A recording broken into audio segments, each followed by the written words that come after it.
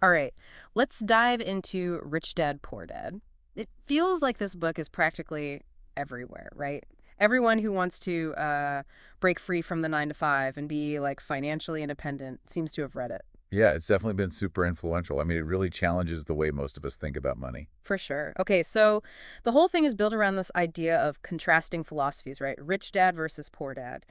I got to admit, when I first read it, I kept like comparing their approaches to how I was raised and my own relationship with money. And that's what makes the book so powerful. It forces you to really examine your own beliefs about money. Because Kiyosaki isn't saying everyone needs to be a millionaire. It's more about being aware of how we think about wealth. Right. And poor dad is this great example. Even though he's educated and works hard, he struggles financially because he follows all the rules, right? Get a good job, work hard, save money. The stuff, honestly, a lot of us were raised on. Exactly. And Kiyosaki saying that this often leads to the cycle of working for money, spending it, and then working more to make up for it, the rat race. Rich Dad, though, he focuses on building assets, things that actually put money in your pocket, even when you're not working. Yeah, the way they view homeownership is a total game changer. For poor dad, buying a house is like the ultimate goal. But rich dad considers it a liability, especially if it's draining your income. And it's really interesting because he's not saying owning a home is bad. It's about understanding whether it's actually an asset or a liability. Like, is it helping you build wealth or is it holding you back? It all comes back to that distinction between assets and liabilities. It's huge GE in the book. Kiyosaki argues that understanding that difference, and building those assets that generate passive income, that's how you reach financial freedom. Totally. It's not just about owning things. It's about owning things that work for you. Like, he gives this example of a business. It could be a major liability if it's constantly losing money.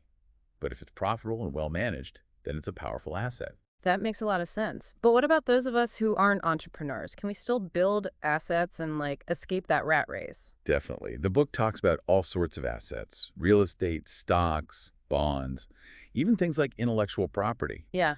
And you don't need to be a business owner to invest in these things. So even someone with a regular job can start building a portfolio of assets that create that passive income, huh? It's less about quitting your job tomorrow and more about making smart choices with your money now. Precisely. It's a long game. And it leads us to another big idea in the book, financial education. Kiyosaki is pretty critical of the traditional education system.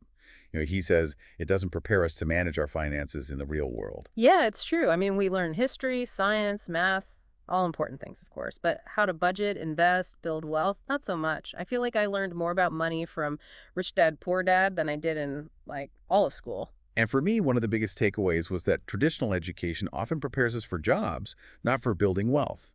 So actively seeking out financial knowledge, that's crucial. So we can't just rely on what we learned in school. We have to take charge of our own financial literacy. Would you say that's one of the things that really separates Rich Dad from Poor Dad? Absolutely. Rich Dad was a constant learner. He read books, went to seminars, talked to experts. He saw financial knowledge as an asset in itself, which, is something we can all do, Hmm. regardless of our background or how much money we have right now. Speaking of learning, one thing Rich Dad, Poor Dad really gets into is corporations. I got to admit, when I first read it, that part kind of went over my head. Oh, totally. It can be intimidating, all that corporate stuff, but Kiyosaki breaks it down pretty well. It's about understanding how the wealthy use corporations to their advantage, especially when it comes to taxes. Exactly. His argument is that the rich don't just work for money. They know the rules of the game, and they use them to build wealth. Like, there's this one example that always stuck with me, where Rich Dad uses a corporation to buy a property. Oh, yeah, yeah. Can you walk me through that? Like, how does that change things using a corporation? So corporations have certain tax advantages, right? Things individuals don't get. Like, a corporation can deduct a lot of its expenses before paying taxes, which lowers its overall tax burden. So it's not about like cheating the system or anything. It's about being smart with your money, understanding how to legally reduce your taxes. Right. And Kiyosaki uses that example to make a bigger point. The rich don't just earn money. They learn to make money work for them. Which brings us to another interesting concept, that the rich invent money. What does that even mean? Like, is he talking about literally printing cash? It's more about having that financial intelligence to see opportunities that other people miss.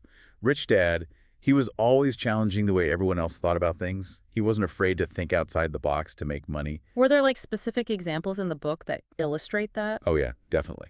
Like there's that story where rich dad buys this rundown property for super cheap.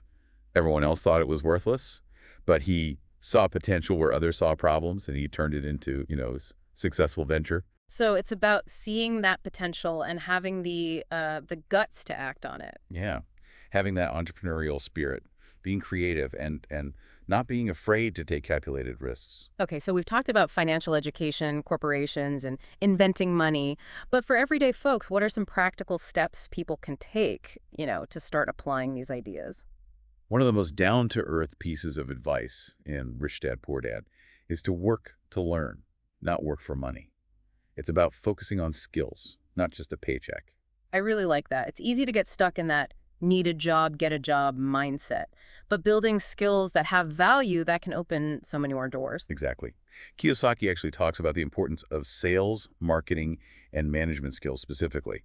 Those are crucial for anyone who wants to be financially successful, whether they're an employee or running their own business. So being adaptable, investing in yourself, that's more important than ever these days. For sure. And these skills are, they're transferable. You can apply them to so many different situations. It's about making yourself valuable no matter what your job title is. So even if you're not sure what your dream job is yet, focusing on those kinds of skills can really set you up for success. Right. And all of this comes back to that central message of the book. Uh-huh. Financial education is the key to building wealth, to actually achieving financial freedom. But the book definitely has its critics. Some people say Kiyosaki's advice is too simplified, too unrealistic. What do you say to those folks? It's not a magic formula. Hmm. Rich Dad, Poor Dad isn't about getting rich quick. It's more of a mindset shift. It challenges you to think about money in a different way.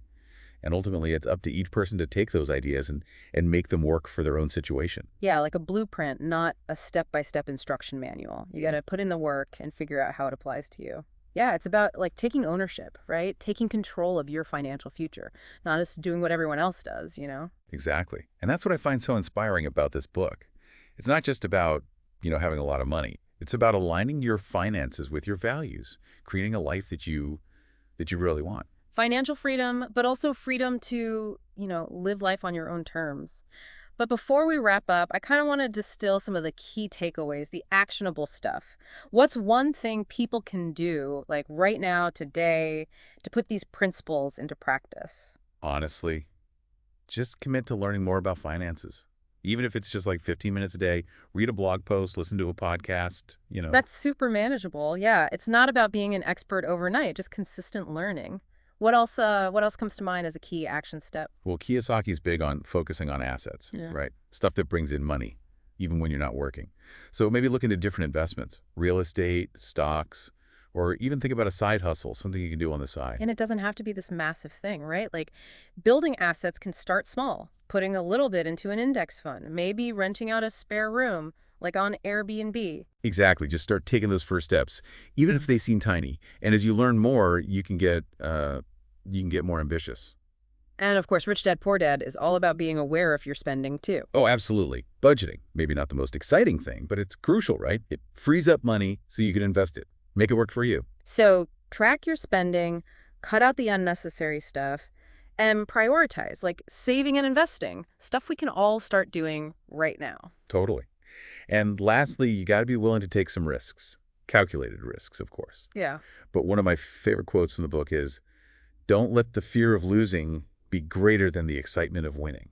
It's about stepping outside that comfort zone and grabbing opportunities, even if they feel a little scary. Do your research, of course, be smart about it, but don't let fear hold you back. Yeah, and remember, learning about finances, it's a journey and never really ends. Rich Dad, Poor Dad. It's a great place to start, but it's just the beginning. Keep learning, keep asking questions, and keep an open mind about money. This has been a fantastic deep dive. I hope everyone listening feels, empowered to take control of their money, build that life of abundance. Until next time, happy investing, everyone. I